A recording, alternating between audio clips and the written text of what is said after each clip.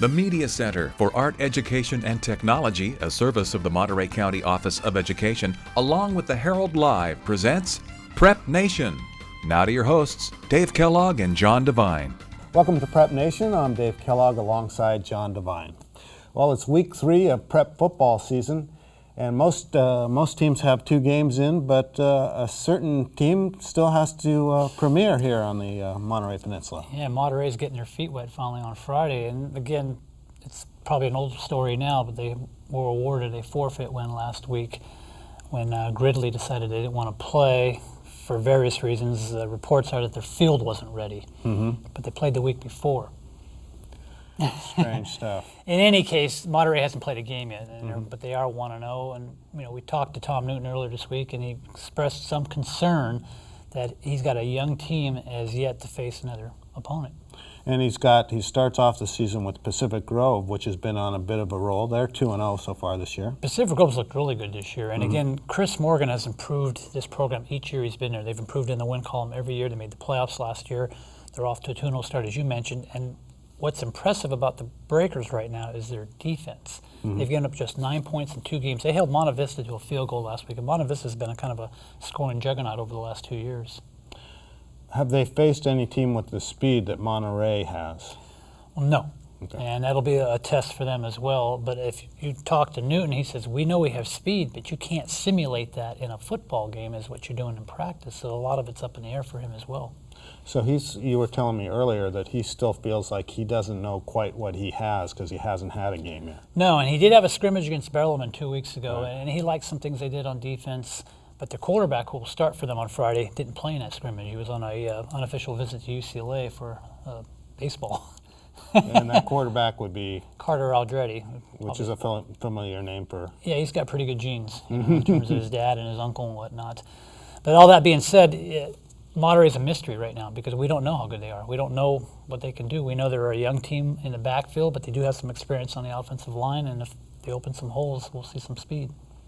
Well, John was out with Monterey practice today, and let's hear what Coach Tom Newton has to say about his young team. I guess the beauty of not having played yet is no one has seen you play on film, right? Well, yeah, I mean, that goes both ways. I mean, not having any game film on us, sure, it's going to be tough to prepare, but at the same time, I don't think it's any secret what we're trying to do. I mean, if you watch any game film of the past 10 years, you got a pretty good idea of what we're trying to do. So, yeah, yes and no. Yes and no. At the same time, you're a little bit in the dark as well because you told me you don't know what you have yet, do you? Yeah, absolutely. I mean, we were really hoping to get that first game in, and it was a cool opportunity because we were going to have to travel so far and see, a team that doesn't have a lot of varsity experience yet. Not short on talent, but no varsity experience yet, to see them get a game in. So, yeah, we really don't know how we're going to react to the adversity. And I can tell you PG is going to put us in some adverse situations. So it's going to be eye-opening one way or the other. I know we always say kids are resilient, probably better than us adults. But that being said, are you a couple weeks behind right now in your mind, at least game action? Oh, obviously. Every team in our league, including and this team that we're playing, has 2 games under their belt. So yes, we are behind a little bit, and that does hurt us a little bit because of the youth that we have. That being said, we're that much more hungry, if that makes sense. And we're pretty excited to play this football game. We're pretty excited to let everybody know what Monterey football is about this year. Finally hit a different helmet. What's that? Finally hit a different helmet. Oh yeah, absolutely. See a different helmet, no doubt about it. Now, Tom, Pacific Grove has improved in each of the last 4 years that Chris Morgan's been there. You've seen film of them, obviously. They've looked awful good the last few weeks, haven't they? Absolutely. They have. They're not one-dimensional. They definitely can beat you on the ground and through the air. They have a very good running back in number 5, and they have a couple good slot receivers. Number 44 and 21 look good, and I think they want to get the ball to 21. I mean, they have the ability to spread the field out and use a lot of different weapons. So, absolutely, there's no real secret to why they're 2-0. They're beating teams, and they're not close. No. What got my attention about Pacific Grove is their defense. They've allowed 9 points in 2 games, which is the lowest in the county. They held Monte Vista, who's traditionally a high-scoring team, to just a field goal. Yeah, well, they have a very good attacking defense right now. That's one thing that we've noted. They're not a huge team, but what they are is they they're tenacious. They fly to the football. Either sideline, you're going to see 8 or 9 hats around that football. So it's pretty impressive to see the job that Coach Morgan has done over there. And you're right, he has continued to just improve and improve and improve over there, and it shows. It shows. Sure. Now, Tom, I know you've got an athletic backfield. It's a young backfield. My concern is you can't simulate game action in practice, can you? Oh, of course not. I mean, good thing about us this year is we have numbers more than we've ever had since I've been here. And so we've actually been able to platoon. So one good thing is our starting defense is our scout team defense. So we're able to kind of run right at us a little bit, minus, one guy or 2 guys that rotate. But we've been able to get some good, intense practice in. Again, we're young, so it goes up and down. But when practice is good, man, it's pretty lively environment. So, yes. One of the class acts in the coaching fraternity. Thanks, Tom. Oh, thank you. So, John, Carter Algerdi steps in for a veteran quarterback, and that was 2-year starter Jimmy Hill, who's since graduated. What kind of challenges is he going to face? Well, what I like about Carter is, number one, he's faster than Okay. Jimmy Hill was, and he throws the ball a lot harder, or he can throw the ball. Monterey's got an offense that goes back to the dinosaur era, so they don't throw the ball a whole lot. But this kid has a cannon for an arm. I haven't seen him play shortstop last year as a varsity player, as a freshman. Will Monterey throw the ball? Remains to be seen. And will they need to throw the ball? I mean, with Aldretti and Akili Jones in the backfield, I mean, it's an explosive backfield that if that offensive line opens some holes for him, it could be a long day for Pacific Grove. Can he, I mean, they run the veer, and so that calls on the quarterback to be pretty adroit and do a lot of reads in the running game and things like that. Is he a kid who can pick up things quickly? I think so, and we talked to him earlier this week as well, and a very intelligent kid. And, this is a kid that's played varsity basketball and varsity baseball already. Okay. So he's not like some wide-eyed sophomore making his first start, at a varsity level. Yeah, he's pretty even-keeled, and what I liked about him is he told me, he goes, I want to lead by example, but I'm not afraid to get in somebody's face. He was on the quarterback. I feel like I can lead this team. Well, let's hear more from Carter Algerdi. Carter, you're making your first start on Friday as a varsity quarterback. Are you a little nervous? I would have to say I'm pretty nervous. My emotions are probably going to be running high Friday night because it is my first varsity game, our first football game of the whole year. I mean, we don't know what we're going to be like this year because we haven't had a game. Sure.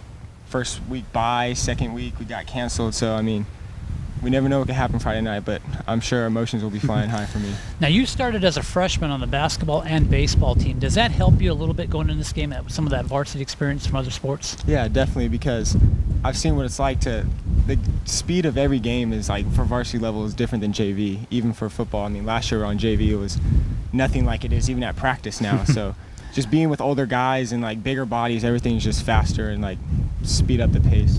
Right. Now, Monterey has had a scrimmage against Spelman, but you didn't play in that scrimmage, did you? No, I didn't. I was up at UCLA on my unofficial recruiting trip For baseball. Okay. But you mentioned to me you have been to camps and stuff, so this isn't going to be Yeah, I went to a football camp this summer Okay. with our team. Just like it wasn't live and everything, Right. but I mean, I still got a little feel for the game. Okay. I'm just curious right now, what's going through your mind right now as you get closer to this first start? I'm just trying to figure out how we're going to play on Friday night. I've seen glimpses of practice of us being great, and then I've seen us just go downhill. I mean, I'd love for us to come out here and just play out our best all night, but I mean, I'm sure we're going to have some adversity with PG, but it's going to be just a dogfight because it is a rivalry game here at our home field. Right. Now, I mentioned you're just a sophomore, so is it more important for you maybe to lead by example, or can you get in somebody's face if you have to? I have a pretty good relationship with my line and my receivers, so I feel like leading by example is like the better thing to do, but I mean, if they mess up and I know it, I mean, I'm not going to hold back at all. I feel like I can say something. I feel like they respect me enough where I can Sure. jump at them a little bit. Okay. Now, have you seen any film of Pacific Grove? I have. What impresses you of their defense? They fly to the football. Every tackle, it's gang tackle. There's 7-8 guys to the ball, but I'm sure we can figure something out against them. Now, this offense, as you know, is as old as the dinosaur era. I mean, Monterey makes no secret they like to run the ball. But I've seen your arm. I've seen your arm in baseball. I know you can throw it. So do we have a few more pass plays this year? Definitely, yes. We are, during our green and white We threw it more times than not more times than we ran, but we threw it more than we ever have. I've seen Monterey play from last year, from the years in the past, but we'll see. I mean, pass might not work Friday night. We might just run the ball, and the ground game's working. Don't change it. Absolutely. Hey, a name to watch for the next 3 years. Thanks, Carter. Thank you. John, this game's been pretty one-sided the past 3 years. Do you expect three meetings, yeah. 3 meetings? Do you expect this to be more competitive this year? I do. I think Pacific Grove is a better team. We mentioned that earlier. I really like the way their defense is playing right now. And again, Monterey's that mystery team. We don't know what they can do yet. I think we'll find out a lot about them here on Friday. But I think it'll be a tighter game. The key for Pacific Grove is they've got to be able to contain Monterey's speed. If they can keep those backs, locked up in the backfield a little bit, and make them go sideways to sideways, they can make a game out of this. Okay. Speaking of the MTAL, which Pacific Grove plays in, Carmel this week is playing Christopher up in Gilroy. Christopher is another 2-0 team. What do you know about them? Well, first of all, is there a curfew for high school football? There should be. Because, I mean, these teams might throw 100 passes in this Okay. game. We know Carmel likes to air it out, and obviously Christopher is a team that slings it as well. That being said, both teams have run the ball well this year. Holden Smith is on pace for another 1,500-yard season for Carmel. And Christopher had a back last week that ran for over 200 yards. But both teams like to throw the ball. They like to score a lot of points. I mean, this could be a real high-scoring affair. Is it going to be a close competitive game? I think it will. You take a look at Christopher, and again, I know it was just a scrimmage, but they handled Palma pretty well in that scrimmage. And the following week, Carmel went out and beat Palma. So I think Christopher's a lot better than people think. I don't think they belong in the Pacific Division. They probably should have remained in the Gavilan Division. They've got an all-state linebacker in Jacob Moon, who's just a fierce hitter. I mean, they're a good team, and they could disrupt Carmel's bid for a bowl bid. You saw Carmel last week against North Salinas, and they piled up a lot of points. 57. Does their offense seem to be really in sync right now? What's your feeling about Yeah, it? it does. And, again, when they played Palma, that was their first game of the year. And a lot of that had to do with Palma, who still has a really good defense. Don't discount them yet. But Carmel's offense was really in a flow. A good example is in the Palma game, William Kehoe caught 9 passes in that game. Right. In the North Salinas game, he only caught 1 pass. They went to John Stivers, who caught 11 passes. Oh, wow. And then they had Shane Lackey catching a couple of touchdown passes. This is a well-balanced offense. It's got a lot of options. Let's move now to Palma, and they've been struggling. They were shut out by St. Francis this past week. They're 0-2, and they're going to be playing St. Joseph of Santa Maria, a team that beat them last year, as you noted in your column today. Are they going to be making some changes offensively, do you think? They got to do something. I don't know what Coach Jeff Carnell is going to do. He's been good at making adjustments in the past. Palma, during their run of 29 straight postseason appearances, has never started 0-3. As you mentioned, they're facing a really good Santa Maria team that's 2-0, having outscored their opponents 89-14, and has had a week to get ready for Palma. Oh, okay, so they had last week off. Correct. In the previous 2 meetings prior to last year, Palma beat St. Joseph's, but by a combined total of 5 points. Okay.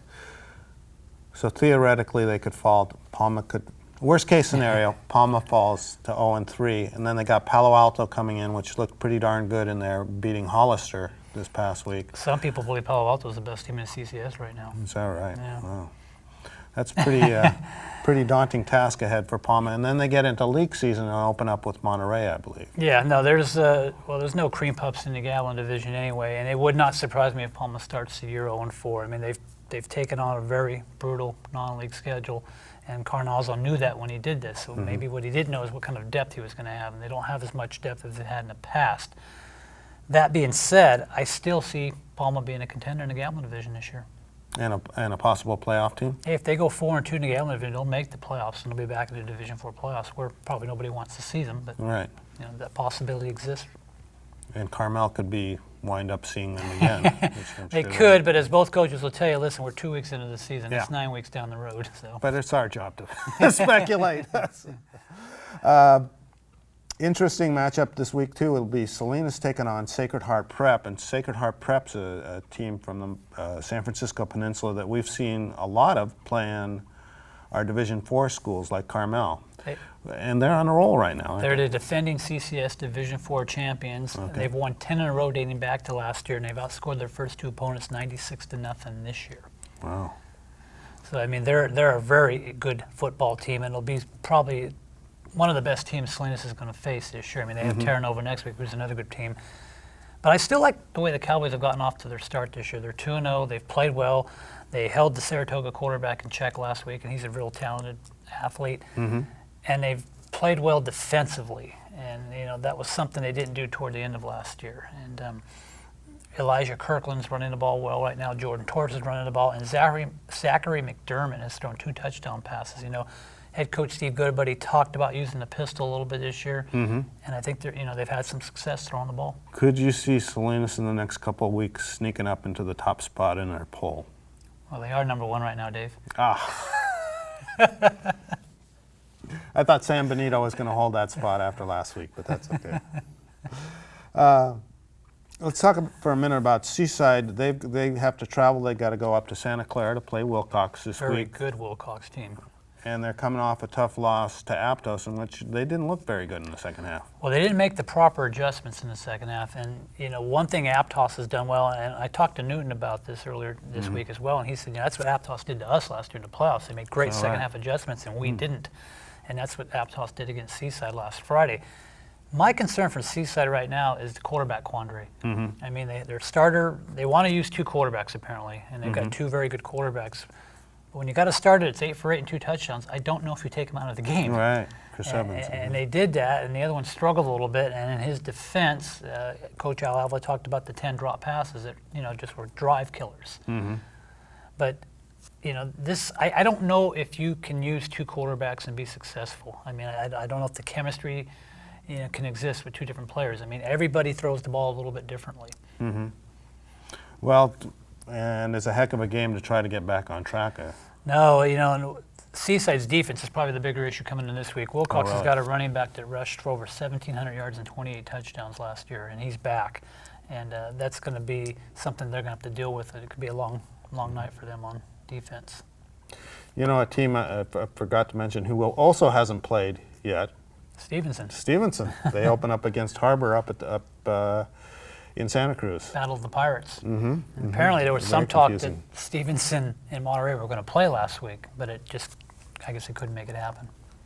That's it for football this week, but when we come back, we'll be talking about cross country, and of course we'll touch in with the local college scene as well.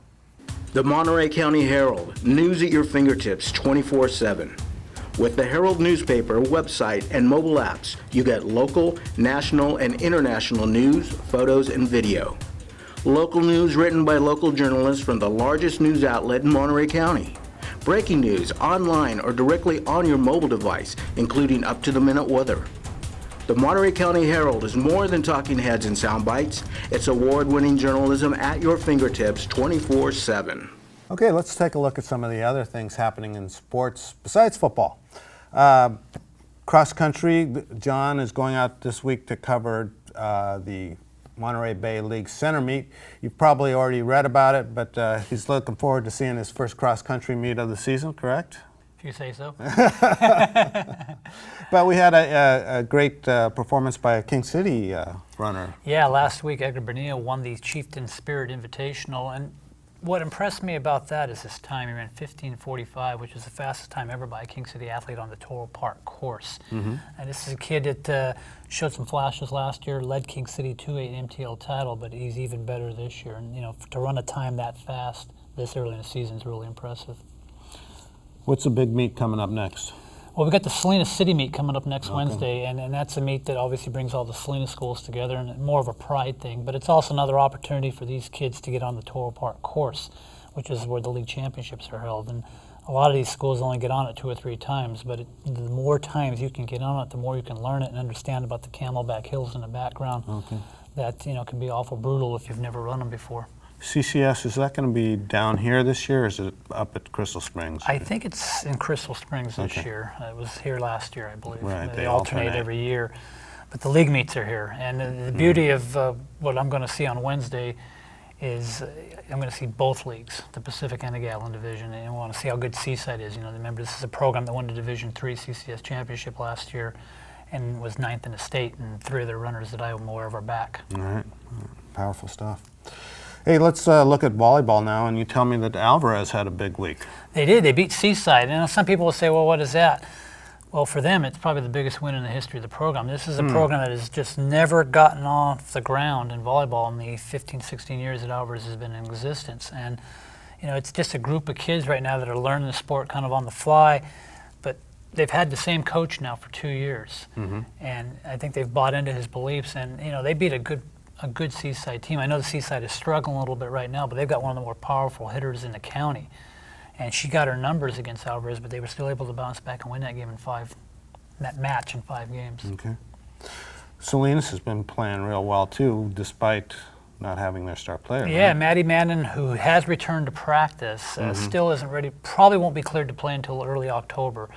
But in her absence, they've gone 7-1, played well in a tournament at Notre Dame last week, and I think what it's doing for this team is it's actually forcing them to go to other players. So when she does come back, they're going to have more options at the net for Erin Runkin, their setter, to get the ball to.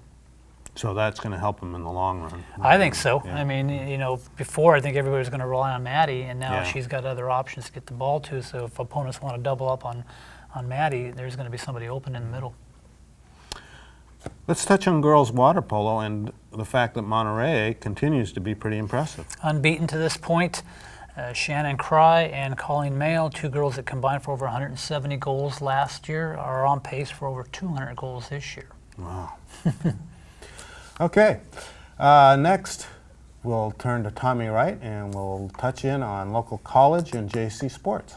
Okay, I'm alongside Tommy Wright, who covers college sports for us and JC sports and high school sports as well, but we're going to talk college sports a little bit. And a story brewing down at CSUMB. They've got a couple of pretty good teams, starting with the men's soccer team. Tell us about what they've been doing. Yeah, actually a little bit of breaking news on them. Apparently the national coaches poll just came out and they're ranked 25th in the nation. Wow. This is the first time that the men's soccer team's ever been ranked nationally, so they got something going on there. So they're 4-0. They're off to a great start, including a sweep last week against Humboldt State and Sonoma State. What makes this team so good? Well, they're really well-rounded. Alberto Anguiano, I believe I'm pronouncing that right. Okay. He's a transfer from Oxnard. He's a new kid there, but he's been a really big impact player there since this season started. He's really running that offense. He's leading the team in assists, but he's also scored a few goals there. So he's probably been the biggest spark for them. But they're also getting some really solid defense. Evan Drake, he's their goalie. He's already posted 2 shutouts. So in soccer, you really need to get that effort on both ends, and they're getting it so far. Are they going to be able to keep this up? And that's the question. I mean, with this team, they've never really reached to this point. Obviously, they've never been nationally ranked. So I don't think they're going to stay undefeated all season, but it does seem like they have the talent there that if they can keep it together, they can be in really good shape. I will note that they have had fairly easy season so far. They've been mostly at home. They're going to, not this week, but next week, they're going to head on the road for their first time in CCAA play. So that'll be a big test for them. But they have had some pretty tough games so far, at least a couple, along with a couple cream puffs. Okay. CSUMB women's team is doing pretty well too. Yeah, they're out to a solid start as well. They're 2-2 overall, 1-1 in conference play. They had a pretty impressive win against Humboldt State last week, but then they kind of fell apart against Sonoma State. I mean, they had to be feeling good after that 5-2 win, but then I think the loss, they need to have a little bit better discipline. Where it really started to fall apart is they gave up a penalty kick, and then at that point they were down 2-0, and it just kind of went down the drain from there. So. But the team does have some talent. Reagan Porteous, she played in all 17 games last year as a freshman, and she's back, and she's one of their top scorers this year. So I expect her to continue to do big things, and I think this team can make a dent in the CCAA if they keep it up.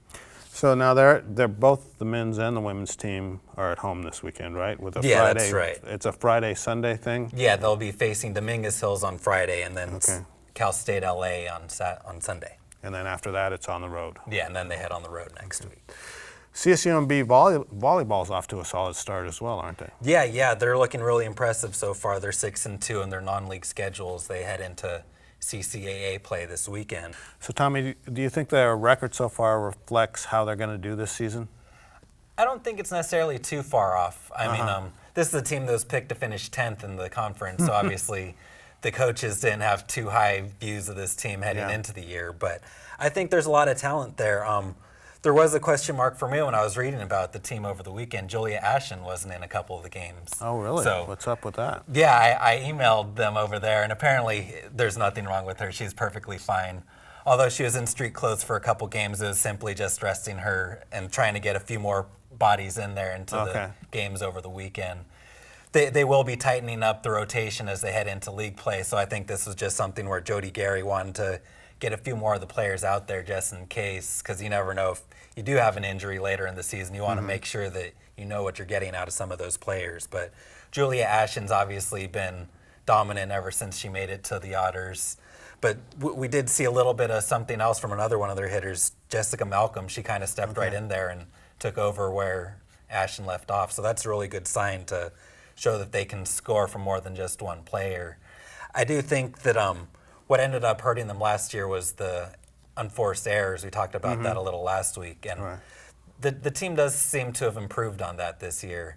They've limited the errors a good portion compared to last year, but it is still something they're going to have to work on. Okay. And so they'll have their full and complete lineup back, Yeah. hopefully error-free, on Friday when they host Chico State. All right, turning now to JC football.